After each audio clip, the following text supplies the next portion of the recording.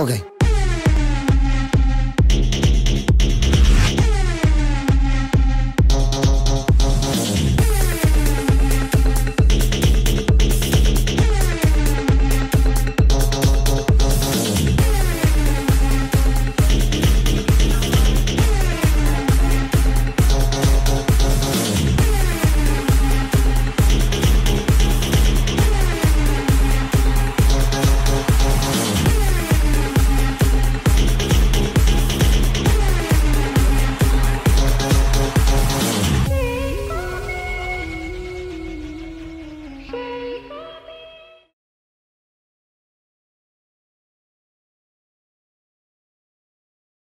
Morning everyone.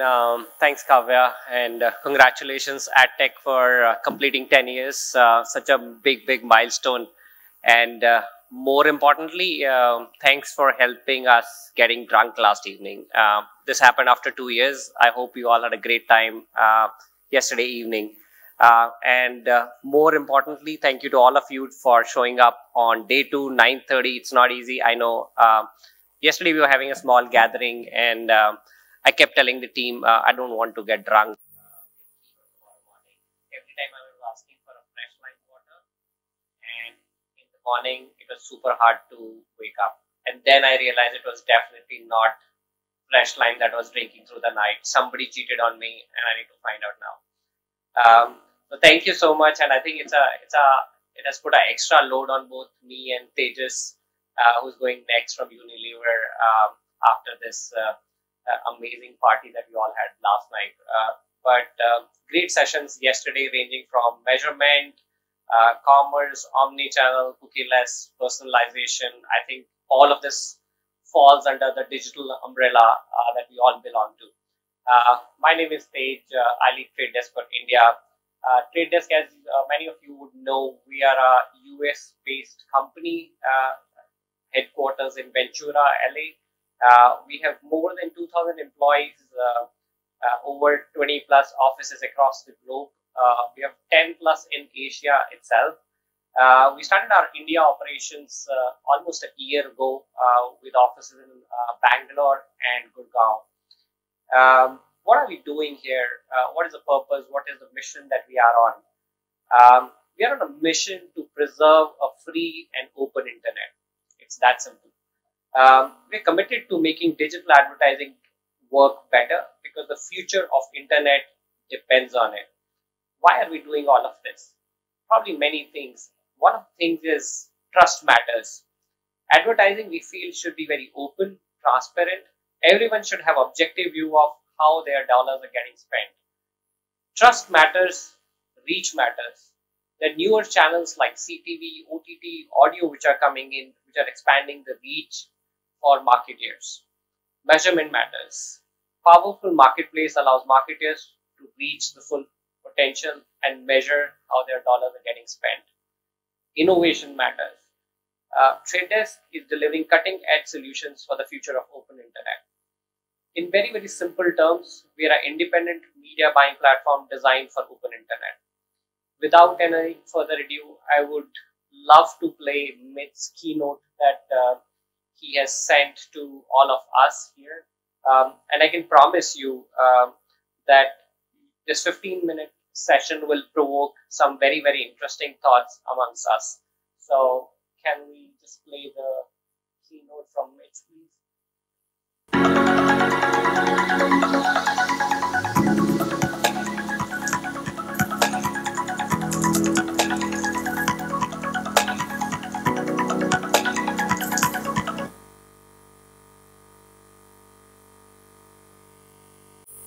Good morning. My name is Mitch Waters. I'm Senior Vice President here at the Trade Desk across India, Southeast Asia, Australia, New Zealand. And firstly, apologies I can't be there in person, but I look to get to India in the near future. So what do I want to talk to you about today? Today, I want to embolden you to ask questions of your programmatic partners, because bold questions from bold people push the whole market forward. Most of the media industry is accustomed to thinking of and budgeting for programmatic advertising as if it was a channel. Think audio or video or CTV or programmatic. But it isn't a channel. It's a transaction method fundamentally. It's buying ads with technology and data. We think of it as a very specialized and technical skill set, which of course in many ways it is. There's a lot of engineering that goes into today's programmatic platforms, and it takes real skill to operate them effectively. But at its core, conceptually, it's not a whole lot different from e-commerce. Buying things we used to purchase in a physical store using internet technology, or different from online banking or food delivery, stock currency and other investment platforms. In each of these cases, technology, both in terms of software and connectivity, provides an undeniable and very powerful advantage over the analog alternatives. And this has driven disruption through speed, choice and decisioning, convenience, and efficiency and multiplication of effort. The fact is, the logic of technology and convenience is relentless. Everything in our world is being digitized because digitization brings speed, convenience, and choice. Digitization is affecting media buying as well. Indeed, we're already seeing this, not just through digital display, but with TV, audio, and even out of home, which are increasingly traded programmatically. Our CEO likes to say, at the end state, all advertising that can be traded will be. It's a bold statement, but it's one I have to agree with. And why wouldn't I, with all that programmatic stands for? It's not saying that all advertising will look like digital advertising does today, but it is saying that all advertising will be transacted through automation and data. This has some powerful implications that I want to discuss for the remaining 12 minutes of my presentation. Firstly, the implications for our industry, meaning for us in our day jobs in marketing and advertising. And secondly, the implication for the internet and for all of us as users of this internet. So let's start with the implications for the industry. 3 years ago, you could have been forgiven for not knowing what programmatic advertising was, or thinking about it as only something hardcore digital marketers or agency trading desks focus on. That's now changed. But education is therefore very important. If you're not educating others, you're letting each other down. Education is at the absolute forefront of what we must do in order to achieve everything that programmatic promises. Brands deserve a seat at the programmatic table with their agencies, but they need to educate themselves in order to work with their agency and not simply through them. As the programmatic universe expands, more and more of you in the audience who are brand marketers or work at agencies or publishers are going to have to choose the right programmatic partners to work with. There are a lot of programmatic platforms out there, all of whom will tell you their technology is the best and their vision is the best and the future is brightest with them. I'm not here to tell you you have to choose the trade desk, just that you should make choices from a basis of an educated understanding. This is the trade desk approach. We want to push the market forward because a rising tide floats all boats. So I want to go through 4 simple questions that I believe are table stakes in any conversations that you're having to help you choose your programmatic partners. I believe you should be asking all your programmatic partners these basic questions before working with them to better work with them and get what you want out of the relationship. So first question, what other parties in the transaction do you represent? After all, it is an auction between buyers and sellers. Some media buying platforms aren't just media buying platforms. They're also social media platforms or content platforms. And guess what? They want you to direct your campaign budgets to their inventory. Not enough people understand this fundamental conflict of interest. A simple analogy is as a real estate agent who is trying to get you a house for the best price. Just so happens the real estate agent is selling their house to you. That doesn't make any sense. Whose interest is at heart for the real estate agent? Where is the transparency in their decision making? DSPs are meant to represent the buyers. SSPs are meant to represent a seller or a publisher. I personally am not sure how you could represent both without inherent bias or lack of transparency. Second question, Do you own media? Are you a publisher yourself? How can you know you're getting the best price for your ads when your ad platform, is selling you its own inventory? You can't get that transparency again. I don't think it's necessarily a bad thing if a partner owns his media. They just have to be transparent about it and show you how they decide where they're sending your money, whether it's their own inventory or third-party inventories. And it's not just about price either, it's about value. After all, if a middleman adds value, then most of us wouldn't have a problem paying them a fair price. I think it's important to remember at the core of what programmatic is, it's a universe of impressions. And the job of programmatic is to value each and every one of them individually and uniquely to ensure that the brand is getting the right impression at the right price and the publisher is selling the right impression at the right price for them. Programmatic can't achieve that when you limit the scope of a few owned properties. Third question, how much can I control? Does your platform support open standards? Can I plug my data or preferred partnerships into your platform and get the same amount of data back and the same granularity of data that I put in? Can I customize on top of your platform? An open internet starts with open platforms and shared open standards for things like data, measurement, and privacy. You should want to work with an open platform because an open platform is one that you can utilize to best meet your business objectives. Every brand is unique, so you should have your own use case because that is unique to your brand. You shouldn't be working to a metric that the platform forces you to. We believe one of the strongest competitive advantages agencies and brands have is building proprietary advantage on top of platforms. So whether that be through APIs, first-party data, custom algorithms, that's what's going to set you apart in the programmatic landscape and with your clients. And the fourth question, and one that's coming up more and more important, what is your identity strategy? Identity, which underpins relevance, is key. It's at the heart of what makes digital advertising, as we know, work. Some people will think that the walled gardens will be the best choice. After all, they have lots of data. And they do have an enormous amount of data. Some of the most personal data that exists on the internet, these platforms know. But I kind of want to debunk this notion. Yes, they have a lot of data, but that can also be their Achilles heel. Because of this data, they are kind of stuck in between a rock and a hard place. The rock is privacy concerns of all their users with a huge amount of data and the growing movement around greater control and transparency in what the data is being used for.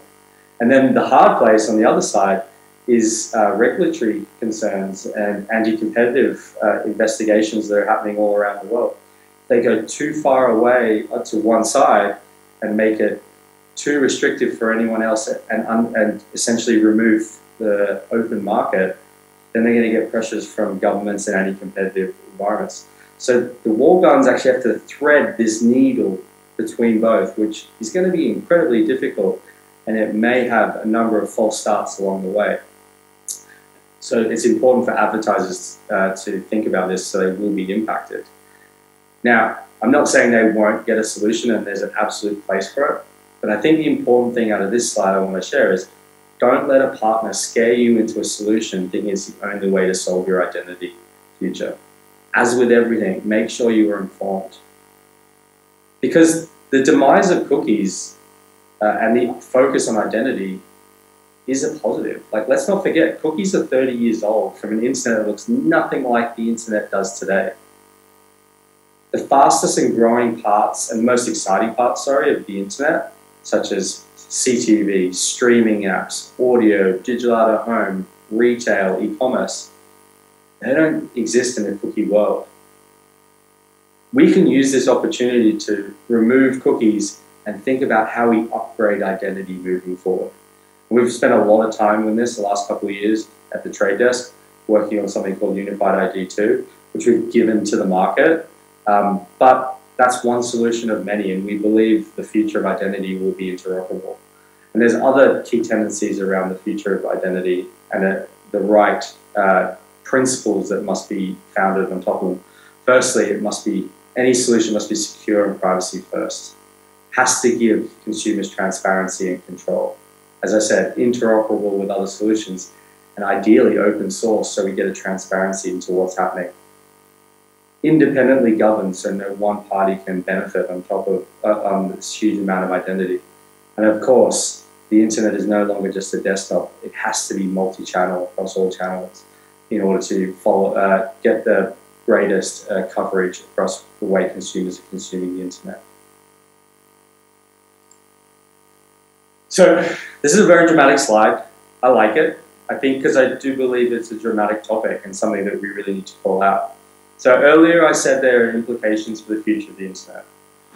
And not just for us in our capacity as marketers and advertisers, but us as ordinary internet users. So let me spell it out a little bit more. Like all technology, programmatic can be used for good or for bad. The internet is funded by advertising. So when I say the universe of programmatic is expanding, what that means is more and more of the internet relies on programmatic advertising to support its existence. This is why we need to educate. Because let me say it again, programmatic will fund the internet. I would argue we're standing at the crossroads where the choices we make between two competing versions for programmatic will determine the version of the internet that we end up inheriting. So the first version, it's an open, vibrant marketplace based on shared and open standards and transparency. Consumers need and do understand the quid pro quo of the internet to better support independent content that we all need to consume and to keep the foundations of democracy running. Local content flourishes and is funded through ad experiences without the need for subscription walls, which effectively tax lower income users. Brands can bring their data into the ecosystem and then work with partners that give real world metrics, or like return on ad spend or purchase intent, rather than vanity metrics dictated by a platform. And in no market is this more evident than the thriving ecosystem that you guys and ladies all live in India. With this huge investment flowing internationally into India, into local businesses, startups, apps, fintech, delivery, and content, we must protect that. And the only way we believe that will happen and make sure that ecosystem flourishes and not flounders by having an open and vibrant marketplace. The second version of the future of the internet is one that a smaller number of powerful walled gardens thrive, and they share information selectively. And the business interests of a few dominate over all else. I would argue we're all already at that moment, and we've seen just how bad it can be throughout the world. Why would brands want to live in this version of the internet? They're essentially building their houses in these walled gardens they're renting the land on, that at any moment they could dictate total change and brands have to restart again. They're also living in an asymmetrical relationship between brand and walled garden, with power not evenly distributed between both and one party owning a disproportionate amount of power. Through educating each other, the consumer, and asking the right questions, we might be able to find a better way to avoid that version of the internet. So, which path will you take? The Trade Desk sides with the open internet, and we hope you will too. Thank you very much for your time. As I said, I can't wait to get back in market, and have a great rest of the event. Thank you. Tejinder and TTD, very congratulations for becoming the leading voice of open internet. Thanks, Alan. And obviously, your organization was the first to lead a solution, actually give a solution to the industry in terms of how the way forward is. But my question definitely comes to something that Jeff talks about a lot in terms of how will you actually educate the value exchange? Because that's the biggest onus that you, as the industry leader, have taken. 100%. So specifically in the Indian context, how are we going to, this huge diversity of users, explain them the concept of the value exchange? Great question, Sheldon. Thanks for bringing this up. I think the onus not only lies on trade desk, but it lies on everyone, each one of us sitting in this room. It starts from us, right? We need to go and educate the entire ecosystem, which is publishers, marketers, agencies, data partners, measurement partners. And I think to some extent we are also the consumers, right? And I think I must acknowledge, collectively as a community, we have not done a good job of explaining the value exchange to the consumers, right? Think about, I think whenever we browse anything, you always get that pop-up saying accept cookies. Tell me, how many of you have ever bothered to read that 20-pager text? I would say, like, I usually say accept all and that's it, right? Now, I feel our job starts there, where we need to simplify it. Like, why can't we there very clear 5 lines, which plain English, which we all understand, and say, what am I signing up for? I think it starts with like as basic things as that. So I think there's a massive drive, participating in these kind of events. We are definitely talking to many consumer bodies, doing events across India, and I think we all have one theme in common today in this room, which is open internet, right? And that will change the future. I feel about educating, and I think every journey, everything takes time. Like, it's always a journey. Think about 30 years ago how internet came up. It was meant to be open, by default. Think about journey from feature phones to smartphones. Again, it took like a decade to move to the next wave. So eventually we'll get there. I think thanks to pandemic, which fast-paced everything for all of us. And I think next couple of years should be beautiful and awesome for open internet. And I'm sure as we all are getting more and more privacy conscious as a consumer as well as a partner, I think the world is only good and bright for all of us. Hi. Am I audible? Yeah. The speaker mentioned about cookieless world in the future. So how does the future of identity look like? How do you envision that? And what implication does it have for publishers' plans? Yeah, sure. I think Mitch touched upon, I think it will be very open. There will be no one solution which will fit all of us, right? I think there will always be multiple solutions made by industry leaders, and they all have to talk to each other. I think that has to be the basic fundamental, which has to be interoperable, open source. I think that's where I envision the future of identity actually, irrespective of cookieless, because cookies, as Mitch said, were more meant for like a web environment, right? But look at the kind of channels which are growing today: CTV, digital out of home, audio, right? And none of them actually works on the model of cookie, right? So I think we should just forget this keyword. I always strongly believe, which got coined 30 years ago. I think we should replace cookieless with identity. I think that's a better keyword to represent the entire ecosystem moving forward, right? And just to answer your question, yes, I think it will be multiple interoperable solutions will be the key to success for all of us, right? And you should be flexible to use multiple solutions, whether you're a publisher or an advertiser, doesn't matter. We do have room for a few more questions. Any further questions, ladies and gentlemen?